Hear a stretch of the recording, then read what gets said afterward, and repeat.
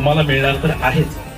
पण ज्यांचा नंबर पहिला दुसरा किंवा तिसरा येईल तुमच्या सगळ्यांमधनं त्यांना मिळणार पहिलं बक्षीस आहे इथे शाबास होम मिनिस्टर आलाय बघा गेम्स बॉन नितीन दीक्षित शाबास होम मिनिस्टर आलाय बघा गेम्स बॉन नितीन दीक्षित म्हणते सखी सारा ग हळदी कुंकवा